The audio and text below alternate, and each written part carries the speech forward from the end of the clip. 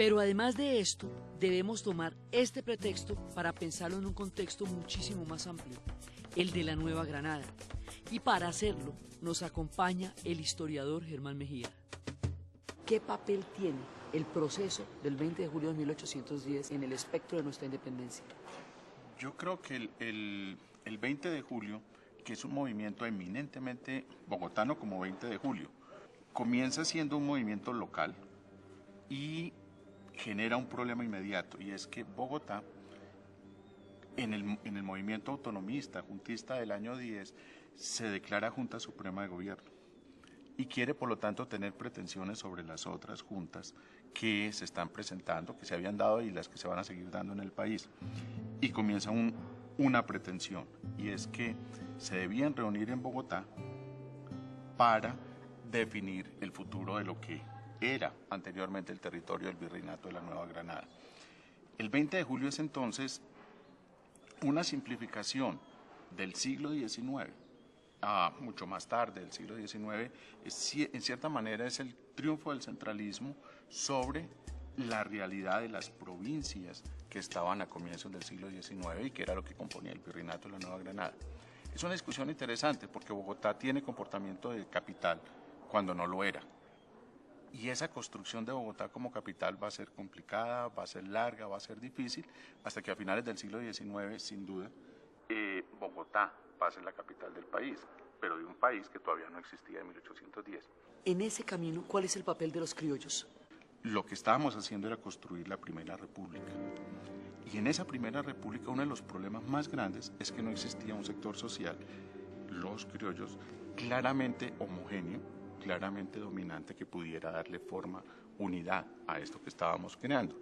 Entonces lo que va a estallar es un conflicto de provincias y va a mostrar lo que realmente era el virreinato, la reunión de provincias alrededor de la figura del rey. Cuando desaparece la administración, es fácil quedarse con el rey, pero ¿yo a quién le obedezco? Entonces, si yo estoy con el rey, yo no tengo por qué estar con el Cabildo de Bogotá o no tengo por qué estar con la Junta de Bogotá. Yo creo que el principal problema fue que no existe el criollo, como no existía Colombia. Existen los criollos de Popayán, los criollos de Santa Marta, los criollos de Cartagena, y se van a comportar como lo que son, líderes locales. ¿A qué le atribuyes tú eso de que hubiera llegado solo hasta un cierto punto y no hubiera planteado, por lo menos en Bogotá, porque hubo provincias que sí lo plantearon, de una vez por todas la ruptura con España? El 20 de julio que nosotros entendemos hoy en día es el fabricado a finales del siglo XIX y no lo que sucedió a comienzos del siglo XIX. Y eso es importante tenerlo en cuenta. Porque pareciera que lo que en Bogotá ocurrió el 20 de julio ya, eso era Colombia, Colombia existía, pero nos estaban dominando los españoles.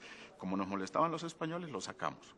Pero como no lo sacamos del todo, entonces después vuelven y se nos meten. Entonces es una historia que simplifica y simplifica, pero porque está del lado del mito fundacional, de la historia fundacional, pero no realmente de lo que ocurrió. ¿Por qué el proceso de Bogotá eclipsa, oculta el proceso que está sucediendo en las demás provincias y se generaliza como si solamente eso y a partir de ahí se hubiera dado toda la independencia, que es lo que en todas las demás instancias se reclama? Yo creo que es el resultado del centralismo y de la construcción de una historia, de una historiografía que apuntala, que le da cimientos a esa visión centralista del país. Es básicamente decir, en las provincias no podía ocurrir nada distinto de lo que estaba ocurriendo acá. Es más, es mucho más grave si vamos en Honduras, y se empezó a decir que la única historia que cuenta es la del Estado Nacional, que es Bogotá. Y es una historia que se fabricó acá, a pesar de que muchos de los historiadores vienen de provincia. Lo importante era contar Bogotá porque Bogotá es el centralismo, porque Bogotá es la capital, porque Bogotá es el Estado. Y luego lo que ocurrió en Bogotá era lo importante. Lo demás era accesorio, se tapa. Pero eso es una historia de finales del siglo XIX. Entonces yo diría que lo que estamos conmemorando, lo que significó el 20 de julio fue iniciar un camino del cual no teníamos ni idea en qué nos estábamos metiendo y de lo que somos nosotros resultados en cierta forma hoy en día. Bueno, muchísimas gracias porque a través de las diferentes voces, de cómo cada uno ve a partir de su historia el papel que estaba jugando durante la época de la independencia.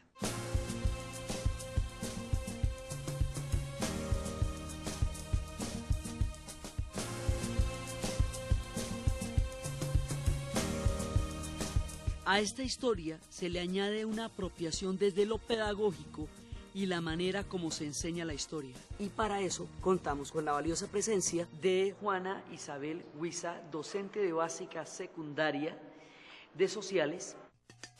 ¿Cómo enseñas el proceso del 20 de julio en el área de sociales a los muchachos? Bueno, creamos como un ambiente de contextualización de referente internacional. Primero tenemos que entender un poco el contexto también de afuera, qué estaba pasando afuera, para comprender qué es lo que está pasando al interior de nuestro país en esa época. Tratamos de socializar con ellos el ambiente histórico que se estaba viviendo a nivel de la sociedad. No tanto miramos de pronto los héroes, miramos sí, pues como referente las biografías de aquellos personajes que fueron protagónicos de la época, pero nos interesa más como el contexto social en general. Seguimos con nuestras historias de cómo se registra esto, el hecho del 20 de julio, cómo se transmite en los colegios para las nuevas generaciones. Ahora vamos a preguntarle a un estudiante cómo es su versión, cómo le enseñaron a ella el hecho. Bueno, básicamente cuando yo estaba en primaria era asumir los papeles de las personas en el contexto social mediante dramatizaciones, tratar de tomar más en serio el contexto, lo que era internacionalmente, como ya se había dicho. También se manejaba mucho la línea de tiempo, hacer lecturas, videos, porque hay muchas películas ahora sobre el proceso de la independencia, y era como básicamente analizar mediante esas dramatizaciones y mediante esos textos y esas pedagogías cómo fue ese proceso.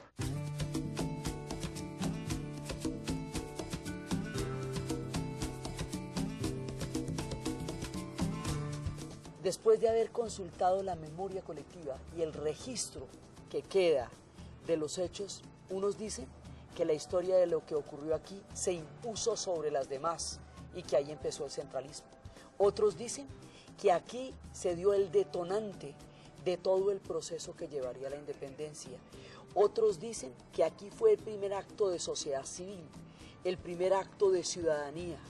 Todavía hay muchas maneras de verlo. En la historia siempre las cosas van cambiando y hemos estudiado muchas posibilidades.